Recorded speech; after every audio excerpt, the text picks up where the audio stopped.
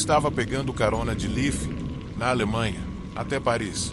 O motorista era um francês, um homem sujo e mal barbeado, pequeno e desalinhado. Ele concordou em me dar uma carona até Paris, onde eu precisava buscar minhas pinturas de uma exposição. Era outubro, eu tinha 30 anos, e ele parecia ter a mesma idade. Ele falava um inglês muito precário, e eu não falava nada de francês. Eu realmente não tinha ideia de quem esse cara era. O dia estava ameno, ensolarado e claro. Era um dia agradável e confortável na França, perfeito para pegar carona. Por volta das 16h30, nos encontramos em um posto de gasolina em algum lugar da França. Eu entrei em seu carro velho e pequeno, feliz por ter conseguido a carona. Partimos pela estrada principal em direção a Paris. Depois de uma breve conversa, principalmente sobre de onde eu vinha, ele alcançou o porta-luvas e o abriu, passando o braço sobre meu colo. De lá, ele tirou o que parecia ser um monte de passaportes. E eram passaportes.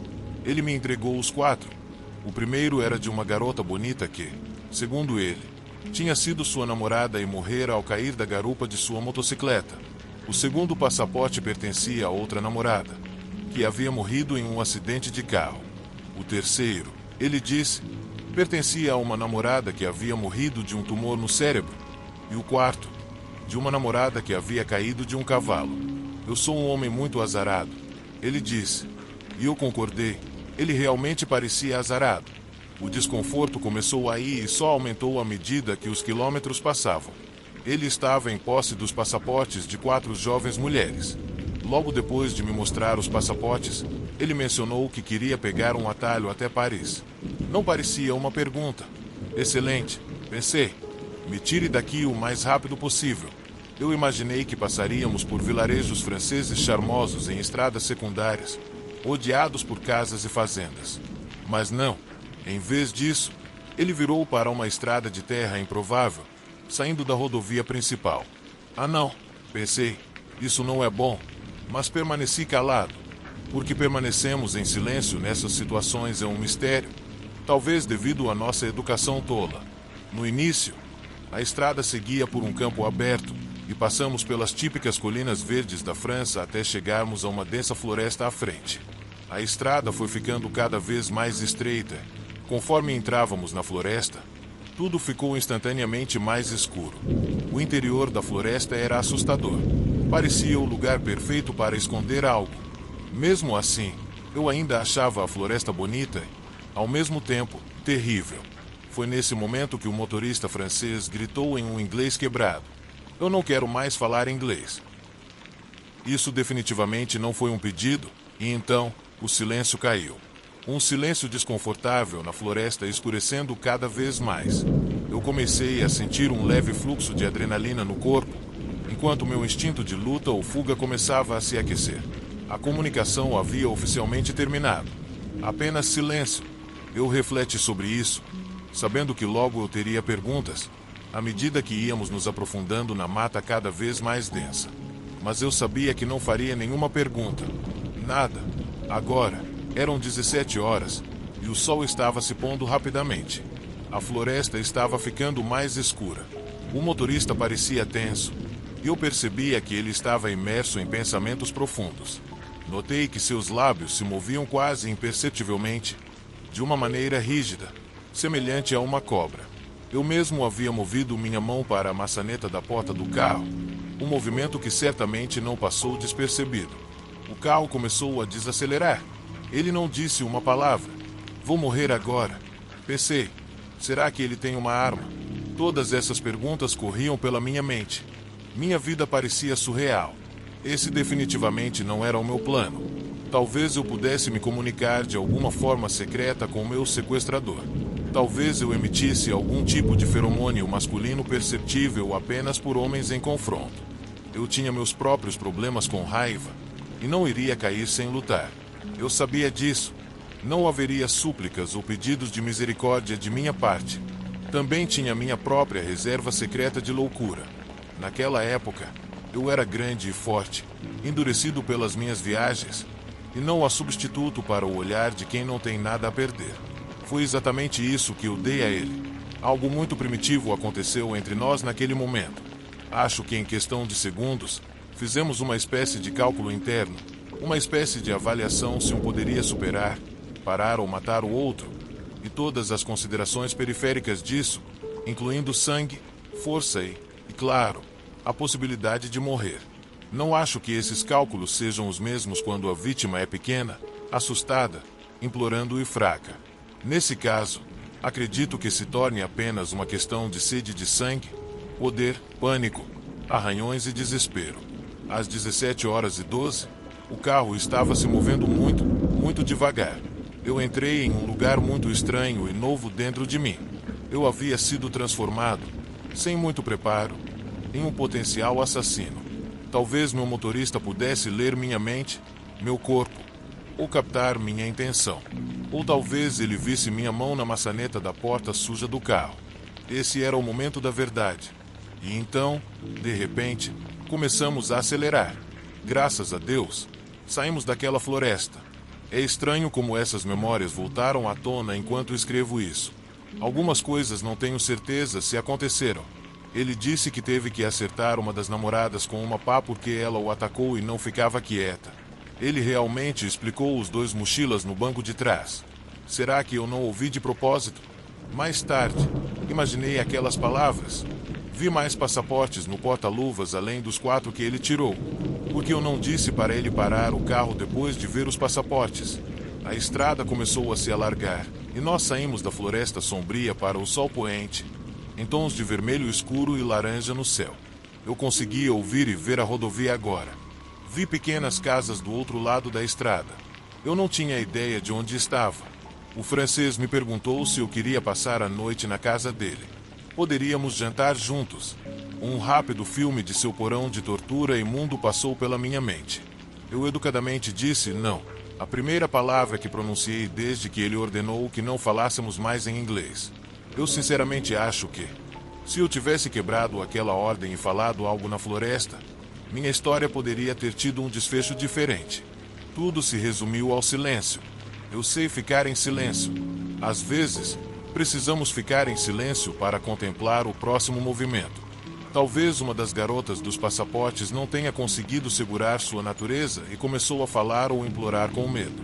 Será que isso alimentou a escuridão do assassino? Quem sabe? Saí ao lado da estrada, e com a noite se aproximando, o vi dirigir-se para longe.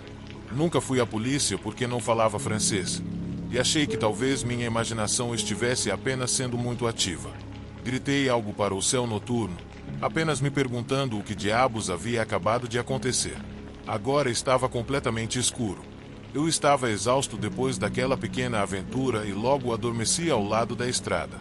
Na manhã seguinte, eu estava preocupado com o que o novo dia traria. Olhei para minhas mãos, perguntando-me se ainda estava vivo. Avançando 20 anos no tempo, eu estava ensinando inglês para um estudante alemão de negócios em um café, em uma avenida em Liege, na Alemanha. Por alguma razão, começamos a falar sobre caronas, e eu contei a minha história. Meu aluno rapidamente pegou seu smartphone e pesquisou sobre serial killers franceses. Então ele me mostrou fotos. E lá estava ele.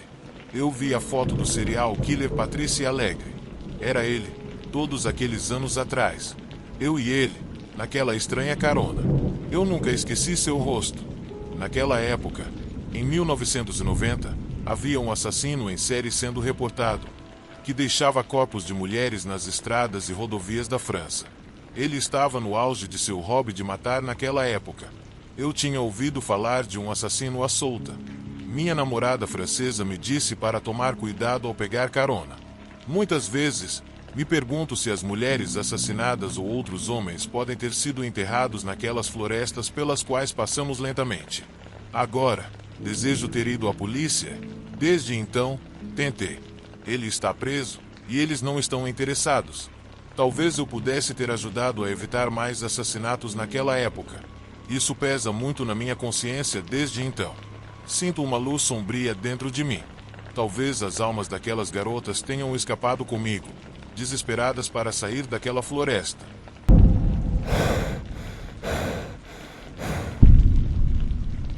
Isso aconteceu em novembro de 2005.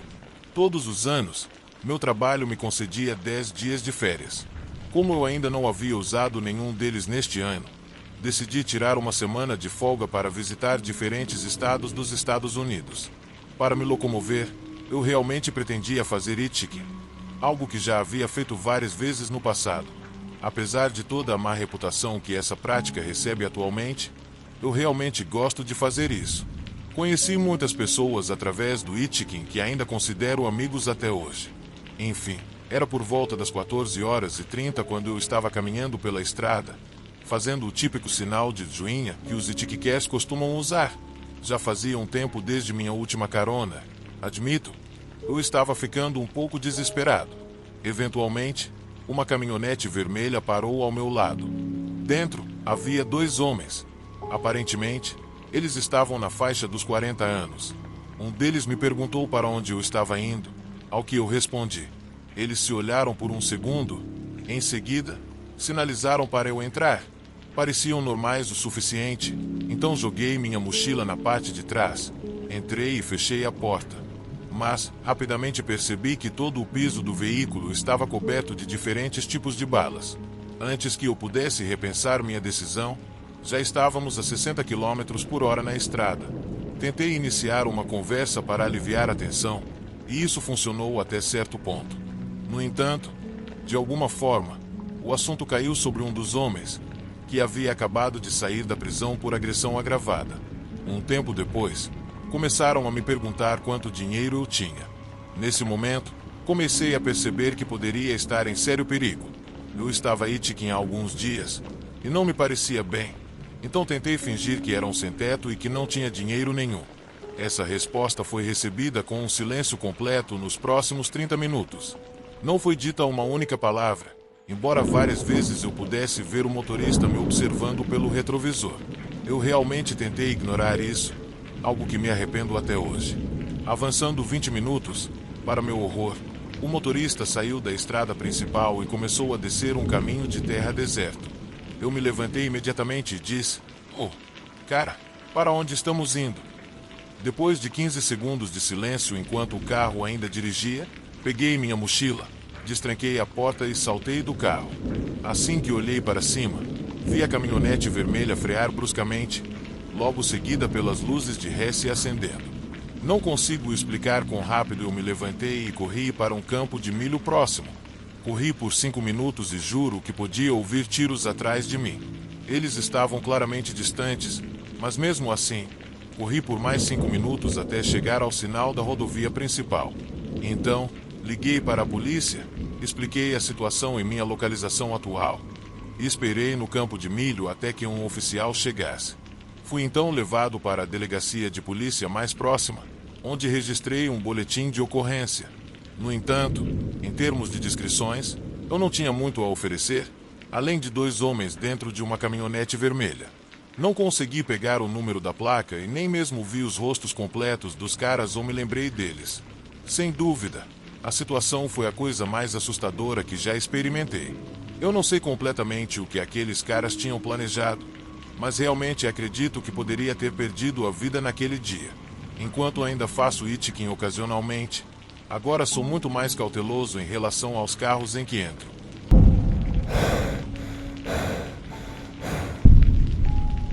Era uma noite chuvosa e eu estava dirigindo para casa após o meu turno no diner noturno onde trabalho. O turno foi tranquilo. Apesar de tudo, eu ainda tinha uma quantidade estranha de energia. Sabia que teria que tomar uma melatonina quando chegasse em casa. Eu estava dirigindo pela minha rota habitual, uma estrada cênica que durante o dia é linda, mas que à noite é majoritariamente escura, com poucos postes de luz. Passava por um dos estacionamentos de uma delicatessen bem conhecida quando vi uma mulher embaixo de um poste de luz, parada na chuva, acenando com o braço esticado. Diminui a velocidade e percebi que se tratava de uma mulher um pouco mais velha, talvez na casa dos 50 anos.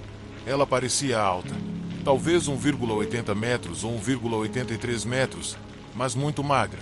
Abaixei a janela e gritei: "Você precisa de uma carona?" Ela veio até a porta da frente, abrindo-a enquanto dizia o quanto eu era um herói. Perguntei para onde ela estava indo e ela respondeu que era apenas um pouco mais acima na estrada, em direção à cidade. Ela estava completamente encharcada, molhando meu carro, mas me via como uma boa pessoa e não poderia, em sã consciência, deixar outra mulher lá fora, no frio e na chuva. Por outro lado, pegar um homem aleatório seria uma história diferente. A mulher parecia doce, mas, enquanto conversava com ela, percebi que faltavam alguns dentes, o que era muito desagradável. Fiquei pensando se ela seria sem teto. No entanto, ela não cheirava e não parecia uma pessoa sem teto. Mas a chuva a deixará tão encharcada que seu cheiro poderia ter sido mascarado temporariamente. Além disso, seus cabelos estavam tão molhados que o que normalmente poderia parecer desgrenhado agora parecia liso e pesado pela água. De qualquer forma, a mulher estava sorrindo o tempo todo e não parecia uma ameaça. Chegamos a uma interseção com o posto de gasolina em uma esquina. Resolvi parar ao lado de uma bomba. Poderia aproveitar para abastecer. Perguntei se ela queria algo de dentro. Estava realmente fazendo minha boa ação da semana. Ela respondeu que não, obrigada. Fui para dentro pagar o frentista pelo combustível e comprar algumas águas saborizadas, já que o dia seguinte seria o final de semana. Quando voltei para o carro, a mulher havia desaparecido. Olhei ao redor rapidamente pelo pequeno estacionamento, mas era bem pequeno. Ela simplesmente sumira. A sensação de estar aliviado me tomou, mesmo sentindo que poderia ser uma mulher perdida e desamparada. Enchi o tanque do meu SUV e segui para casa. Quando cheguei em casa, fui direto para meu apartamento, que fica no primeiro andar de uma casa de 2 andares. Há um inquilino em cima e sou eu embaixo. A porta da entrada, que leva ao foyer, costumava ficar destrancada, enquanto as 2 portas que levam a cada apartamento estavam sempre trancadas. Entrei para escapar da chuva e fui para meu apartamento. Coloquei as águas saborizadas sobre a bancada. Como ainda não estava tão cansado, tomei um melatonina e tentei dormir. Mesmo com o melatonina, tive dificuldade para pegar no sono. Minha mente estava agitada, cheia de pensamentos, principalmente sobre aquela mulher que peguei mais cedo e o que havia acontecido com ela. Em certos momentos, ouvi ruídos suaves vindos do lado de fora do meu quarto, mas ignorei, supondo que fossem sons do inquilino do andar de cima. Como eu gostaria de ter sido mais cauteloso antes de adormecer. Acordei no meu quarto escuro, algo que geralmente nunca acontece quando tomo melatonina. Normalmente, durmo profundamente a noite toda. Sentei-me, me sentindo sonolento e com muita sede. Alcancei a mesa ao lado da cama para pegar minha água e então vi e ouvi algo do outro lado do quarto. Vi alguém agachado no canto do meu quarto, atrás de uma cômoda, com as pernas dobradas. Eu devia estar alucinando. Balancei a cabeça violentamente e fiz sons estranhos. Até mesmo me dei um tapa na cara. Agora, quem estava no canto se levantou e saiu do quarto. Eu não gritei, não disse uma palavra. Sentei-me na cama em choque absoluto. O que me fez questionar minha sanidade, por um momento, foi que não havia um único som vindo de fora do quarto depois disso. Nenhum passo, nenhum som de porta se fechando.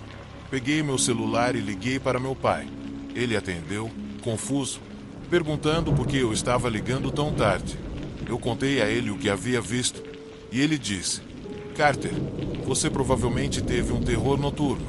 Fiquei na linha com ele enquanto me tornava mais alerta. Saí do meu quarto e acendi as luzes da sala. Olhei ao redor. Era um espaço pequeno, e não havia ninguém lá. Verifiquei toda a área e confirmei que não havia ninguém. Comecei a acreditar que talvez realmente tivesse alucinado. Mas, mesmo assim, dormi com a porta do quarto trancada naquela noite. Quando acordei pela manhã, tomei café e me vesti para ir à academia. Ao abrir a porta do foyer, percebi que já estava destrancada. Meu coração afundou. O que vi na noite passada era real. Fiz uma nova busca pelo apartamento, confirmando que não havia ninguém dentro. Fui até meu carro e abri a porta de trás para colocar minha mochila de academia e foi aí que notei manchas amarelo-acastanhadas úmidas espalhadas pelo chão do fundo. Meu cobertor, que sempre estava lá, havia sumido. Queria chorar ou gritar. Percebi que aquela mulher entrou no banco de trás na noite anterior, enquanto eu estava no posto de gasolina. Ela pode ter destrancado a porta do meu apartamento ou eu simplesmente a deixei destrancada por engano. Liguei para meu pai novamente, perguntando freneticamente o que fazer. Ele disse para verificar se nada havia sido roubado e que, Se não houvesse nada faltando, chamar a polícia realmente não faria diferença. Verifiquei a casa e não encontrei nada faltando, exceto o meu cobertor do carro. Pulei a academia naquele dia.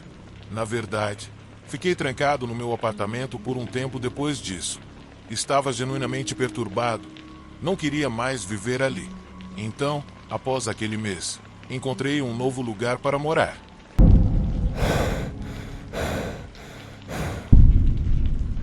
Três meses após completar 16 anos, em 2005, consegui meu primeiro carro, um Toyota Camry de 99.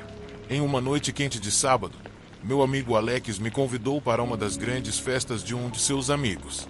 Eu sabia que não estaria em condições de dirigir o Camry para casa depois. Então decidimos ir de carona com a namorada de Alex, Brianna. Vivíamos no campo, na Virgínia, o que significava que festas grandes eram raras. Quando acontecia uma, era um grande evento e todos compareciam. Morávamos a cerca de 5 a 10 minutos da casa desse garoto. Eu sabia onde ele morava, pois o conhecia, mas não éramos exatamente amigos. Durante a viagem, pegamos a mesma estrada de 2 faixas que atravessava a floresta. A casa desse garoto ficava nessa estrada, mais adiante. Em certos pontos do caminho, havia algumas casas de cada lado, e depois voltava a ser uma longa estrada vazia. A casa era pequena, como muitas da região, mas a festa aconteceu do lado de fora, já que os vizinhos mais próximos eram relativamente distantes e o barulho não era um problema.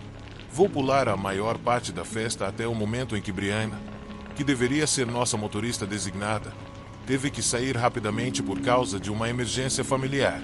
Alex disse que estava tudo bem e que conseguiríamos uma carona para voltar. Bem, avancemos algumas horas e algumas bebidas. Eu mal conseguia andar em linha reta. Olhei para o meu relógio e já eram 2 da manhã. Achei que era hora de ir embora. Comecei a procurar por Alex, mas não consegui encontrá-lo em lugar algum. Na verdade, parecia que todos que eu conhecia já tinham ido embora. Mal conseguia pensar com clareza, mas ainda estava furioso pelo fato de Alex ter realmente me deixado para trás. Pedi para usar o telefone do anfitrião da festa e disquei o número de casa de Alex. Depois de 2 tentativas, desisti e percebi que não deveria acordar a família dele. Assim, sem saber o que fazer, saí tonto para a estrada e comecei a andar para casa. Sabia que essa caminhada levaria de meia hora a 1 hora, considerando o meu estado. Talvez depois de 15 minutos andando, vi a leve luz dos faróis de um carro se aproximando. Pulsando de alegria por dentro, levantei o braço e estendi o polegar. À medida que o carro se aproximava, ele diminuiu a velocidade e parou ao meu lado. O homem dirigindo uma Ford Explorer de 98 baixou a janela e perguntou: "Para onde você está indo?" Eu disse que minha casa ficava logo ali, depois da próxima curva, provavelmente enrolando as palavras até a incompreensão. Ele riu e disse para eu entrar. Agradeci e entrei alegremente na caminhonete. Estava exausto e me lembro de ignorar completamente as perguntas que o cara me fazia, pois estava prestes a desmaiar. E foi isso que aconteceu. As memórias de estar naquele carro se tornaram um borrão, e tenho certeza de que desmaiei. A próxima coisa que lembro é que acordei ainda dentro da caminhonete em movimento. O cara me olhou, mas não disse nada. Olhei ao redor e percebi que a estrada pela qual estávamos não me era familiar. Nervoso, perguntei: "Para onde estamos indo?" Ele então respondeu: "O que você estava fazendo acordado tão tarde assim?" Enquanto o homem respondia a minha pergunta muito direta com outra pergunta irrelevante, a dura realidade da situação me atingiu. "Você pode me deixar em qualquer lugar", eu disse ao homem. Ele respondeu com um firme não. Senti vontade de vomitar ao ouvir isso. Na verdade, eu realmente sentia que ia vomitar. Comecei a engasgar enquanto me sentia cada vez mais enjoado a cada segundo.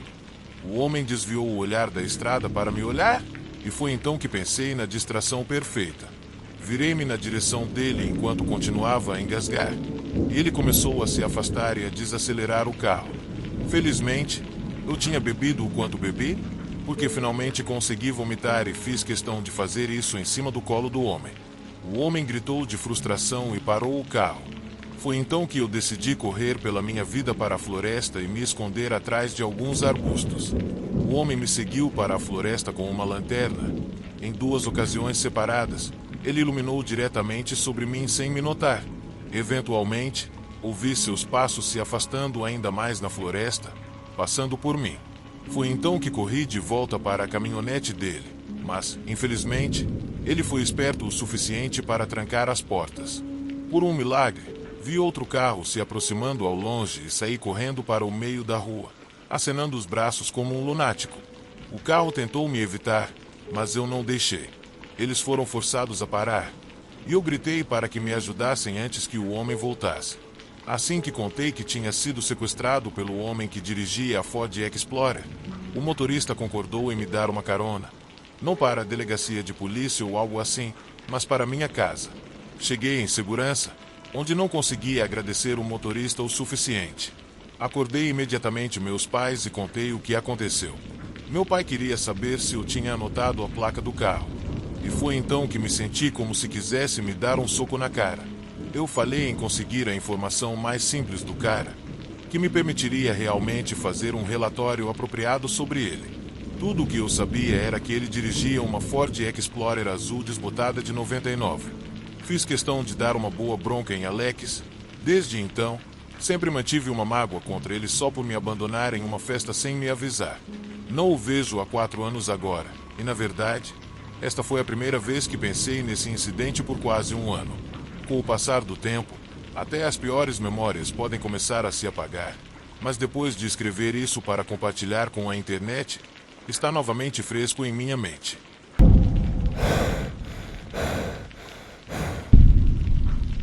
Eu sempre fui cético em relação ao sobrenatural. Claro, já tinha ouvido histórias de amigos e assistido a muitos filmes de terror, mas nunca acreditei em nada disso. Fantasmas, demônios, coisas que fazem barulho à noite, para mim, eram apenas contos, feitos para assustar quem se assusta mais facilmente. Mas, depois do que experimentei em uma noite de verão, já não tenho tanta certeza. Era final de julho, e as noites estavam quentes e abafadas. Eu morava em um subúrbio tranquilo, o tipo de lugar onde nunca acontece nada. E naquela noite não era diferente. Eu estava fazendo uma caminhada noturna, algo que costumava fazer para clarear a mente antes de dormir. As ruas estavam vazias, e o único som era o ocasional canto dos grilos. A lua estava cheia, lançando uma luz prateada suave sobre tudo, e o ar estava carregado com o cheiro de grama recém-cortada. Era uma noite em que tudo parecia pacífico, quase como se o mundo estivesse segurando a respiração. Enquanto caminhava, decidi fazer um desvio pelo pequeno parque perto de casa. Era apenas um pedaço de grama com algumas árvores, um balanço e alguns bancos, mas sempre tranquilo. Um bom lugar para sentar e pensar. Segui pelo caminho de terra, com meus passos abafados pela grama, até encontrar meu lugar habitual em um banco sob um velho carvalho. Fiquei ali por um tempo, perdido em pensamentos, observando o luar filtrar-se pelas folhas. O parque estava vazio, como de costume, e eu estava aproveitando a solidão quando ouvi um som, um farfalhar, como se algo estivesse se movendo entre os arbustos a poucos metros de distância. A princípio, não pensei muito sobre isso. Talvez fosse um gato de rua ou um guaxinim, algo pequeno e inofensivo. Mas, então, o farfalhar ficou mais alto, mais deliberado, como se o que estivesse nos arbustos estivesse se aproximando. Sentei-me um pouco mais ereto, examinando a escuridão, mas não consegui ver nada além das sombras. Tentei me convencer de que era apenas um animal procurando comida, mas não consegui me livrar da sensação de que algo estava me observando. O farfalhar parou por um momento, e o silêncio que se seguiu foi pesado, quase opressor. Tentei ouvir melhor, meu coração começando a bater mais rápido. Então, pelo canto do olho, vi uma figura agachada entre os arbustos, meio escondida pelas folhas.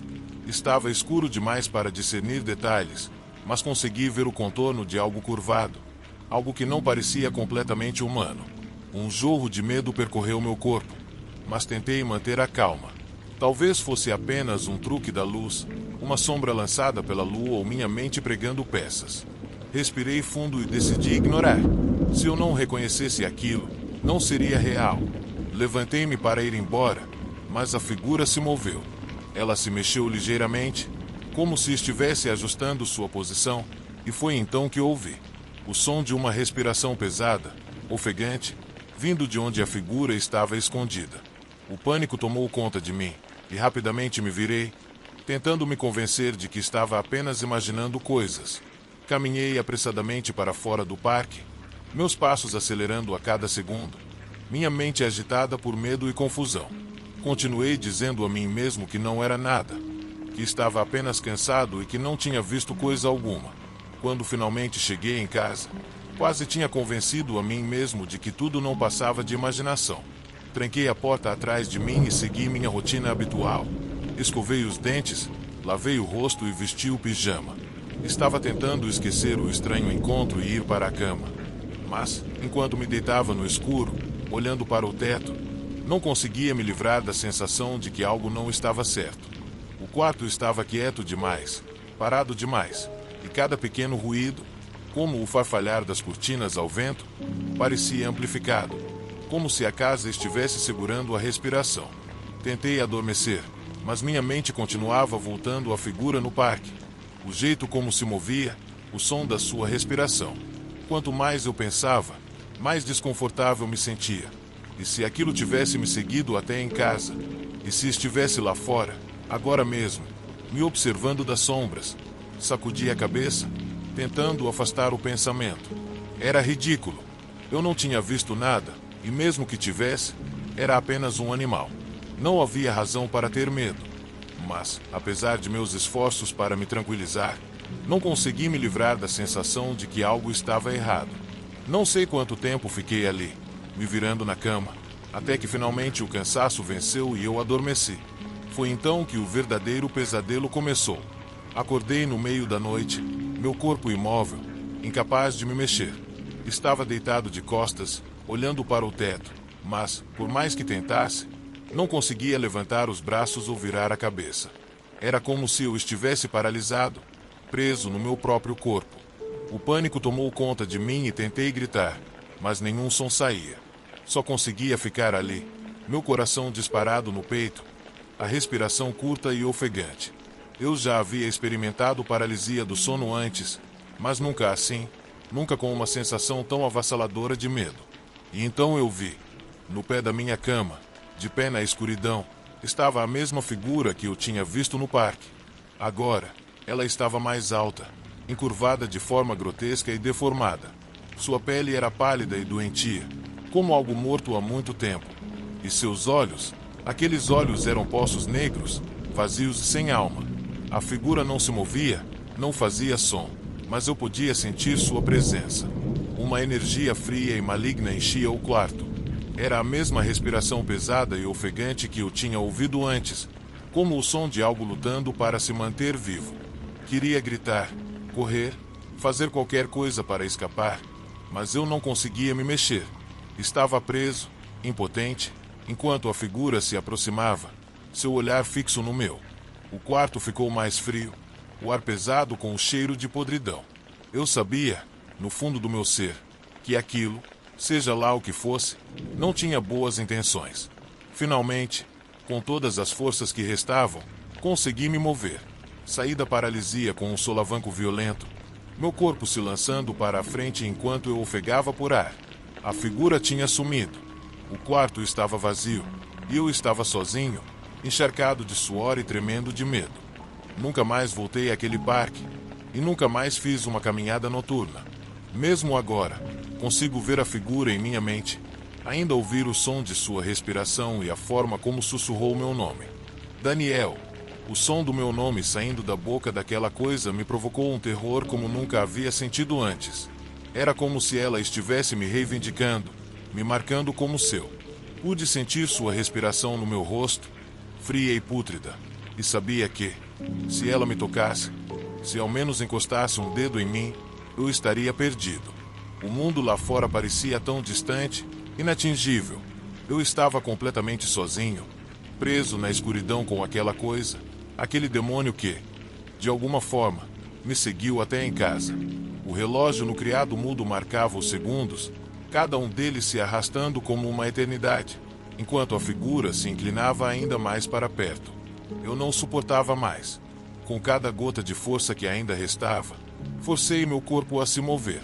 Consegui quebrar a paralisia com um espasmo violento, meu corpo se projetando para frente enquanto eu lutava para respirar. A figura havia desaparecido. O quarto estava vazio e eu estava sozinho, encharcado de suor e tremendo de medo. Fiquei ali por horas, ou pelo menos assim parecia, tentando acalmar meu coração acelerado e me convencer de que tudo não passará de um pesadelo. Mas era tudo tão real, tão vívido. O cheiro de podridão ainda pairava no ar, e eu ainda podia sentir o frio onde a figura tinha estado. Nunca mais voltei àquele parque. Nunca mais fiz outra caminhada noturna. Mesmo agora, consigo ver aquela figura em minha mente, ouvir o som de sua respiração pesada e a forma como ela sussurrou meu nome. Tenho tentado racionalizar, explicar tudo como um sonho vívido ou um truque da mente causado pela paralisia do sono. Mas, no fundo, sei que algo me seguiu naquela noite. Algo sombrio e malicioso, algo que jamais deveria estar lá. Existem coisas no mundo que não podemos ver, coisas que não podemos explicar, mas que são reais. Às vezes, elas vêm atrás de nós, surgindo da escuridão quando menos esperamos. A linha entre sonho e realidade é frágil, facilmente desfocada, especialmente no meio da noite. A paralisia do sono já é um fenômeno aterrorizante por si só. Mas quando algo sombrio entra nesse espaço vulnerável, torna-se algo completamente diferente, um pesadelo do qual não se pode acordar. Por mais que eu tente esquecer aquela noite, por mais que eu me diga que foi apenas um pesadelo, sei que nunca estarei realmente livre disso. Por quê? Uma vez que você vê algo assim, uma vez que isso chama o seu nome, nunca o deixa ir completamente.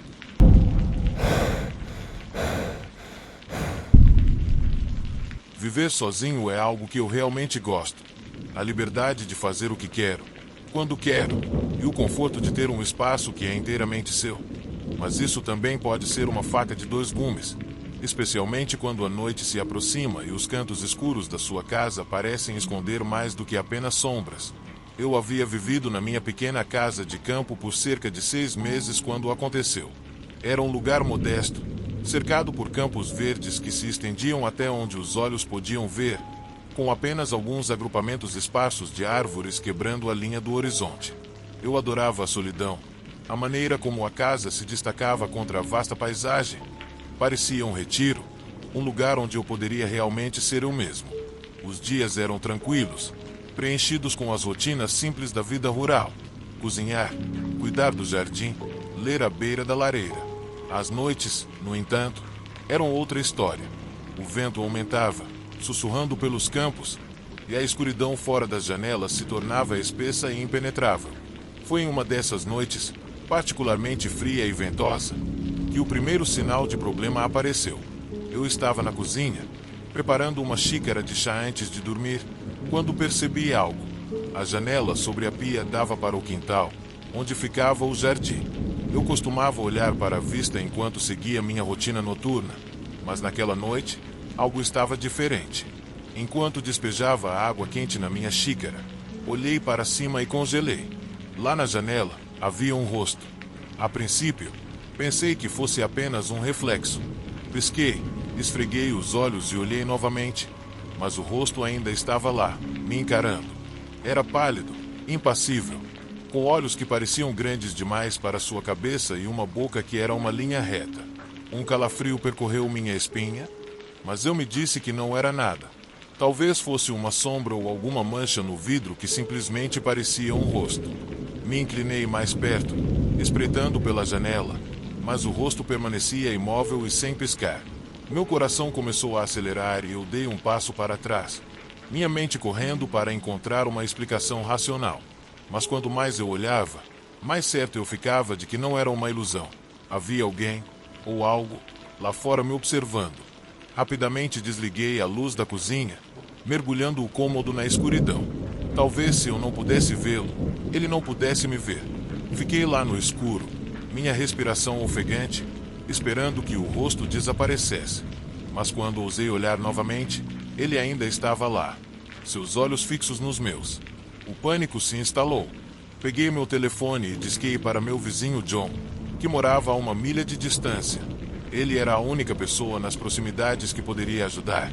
A única que talvez acreditasse em mim. John, sussurrei freneticamente ao telefone. Há alguém fora da minha casa. Eu posso vê-los através da janela da cozinha. Por favor, você pode vir aqui. John, sempre uma presença calma e reconfortante, disse que estaria a caminho. Tentou me acalmar, dizendo que provavelmente era uma brincadeira ou algum animal perdido, mas eu podia ouvir a preocupação em sua voz. Prometeu que chegaria em 10 minutos. 10 minutos pareceram uma eternidade. Eu andava pela cozinha, meus olhos se voltando para a janela a cada poucos segundos. O rosto nunca se moveu, nunca mudou de expressão. Apenas me encarava com aqueles olhos vazios e sem alma. Não conseguia afastar a sensação de que estava me estudando, tentando descobrir como entrar. Finalmente, não consegui mais suportar. Corri para a sala e peguei um cobertor, cobrindo a janela da cozinha para bloquear a visão. O cômodo parecia mais seguro sem aquele rosto me encarando, mas eu ainda não conseguia acalmar o tumulto no meu peito. Sentei na sala, cada rangido da casa me fazendo pular. Olhava constantemente para o relógio, desejando que os minutos passassem mais rápido, orando para que John chegasse. Quando finalmente ouvi o som do caminhão dele entrando na garagem, corri para a porta da frente, abrindo-a antes mesmo que ele pudesse bater. Ele entrou, com uma expressão de preocupação no rosto, e eu rapidamente tranquei a porta atrás dele. Onde você viu? Ele perguntou, com a voz baixa e séria. Eu apontei para a cozinha e ambos nos movemos cautelosamente em direção à janela. O cobertor ainda estava pendurado sobre ela. John lentamente puxou o cobertor para o lado, seu feixe de lanterna cortando a escuridão do lado de fora. Por um momento, nenhum de nós disse nada, nossos olhos vasculhando o quintal. O rosto havia sumido. Meu coração afundou, um misto de alívio e medo tomando conta de mim. Eu havia imaginado. Tudo era apenas um produto da minha imaginação, provocado pelo isolamento e pela noite sombria. John fez uma verificação minuciosa da propriedade, caminhando pelo perímetro da casa, iluminando cada canto com sua lanterna, mas não havia nada, nenhuma pegada na terra macia, nenhum sinal de alguém ter estado ali. Tentou me tranquilizar, dizendo que provavelmente era apenas uma sombra ou um truque da luz, mas sua voz estava desprovida de convicção e eu podia ver a inquietação em seus olhos. Ele se ofereceu para passar a noite para garantir que eu estivesse seguro, mas eu insisti que estaria bem. Não queria admitir o quão assustado eu realmente estava. Joe foi embora algumas horas depois, prometendo verificar no dia seguinte. Tranquei todas as portas e janelas, conferindo-as 2 vezes antes de finalmente ir para a cama. Mas o sono não veio facilmente. Cada vez que fechava os olhos, via aquele rosto novamente, me encarando através do vidro. Na manhã seguinte, tentei seguir o dia como de costume, mas não conseguia afastar a sensação de estar sendo observado. Sempre que passava por uma janela, esperava ver aquele rosto me encarando, mas o dia estava claro e ensolarado, e nada parecia fora do normal.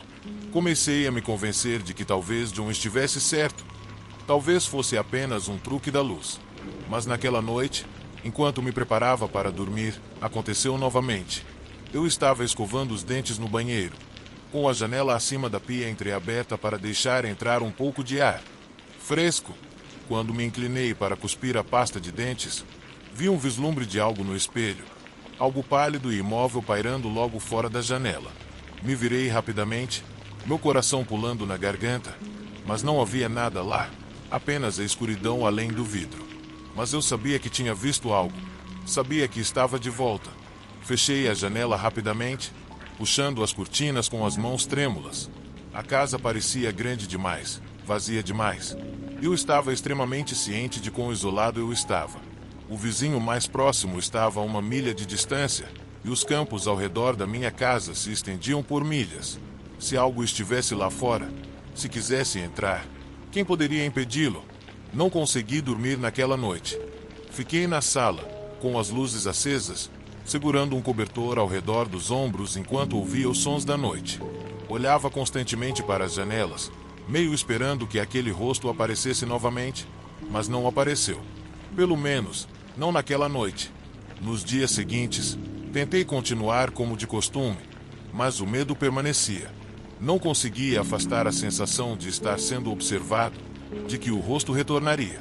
Parei de olhar para as janelas à noite, com medo do que pudesse ver. E então, numa noite, enquanto me acomodava com o livro, ouvi um leve toque na janela. Meu sangue gelou e eu fiquei paralisado, o livro escorregando das minhas mãos enquanto o toque continuava, ritmado e insistente. Não me movi, não ousei respirar, enquanto o toque se tornava mais forte. Eu sabia o que era. Sabia que se olhasse, veria aquele rosto me encarando, aqueles olhos vazios me observando da escuridão. Mas eu não conseguia olhar, não conseguia me enfrentar novamente. O toque continuou por aquilo que pareceu horas, embora provavelmente tenha sido apenas alguns minutos. E então, tão repentinamente quanto começara, parou. O silêncio que se seguiu foi ensurdecedor, uma quietude pesada e opressiva que me envolvia por todos os lados.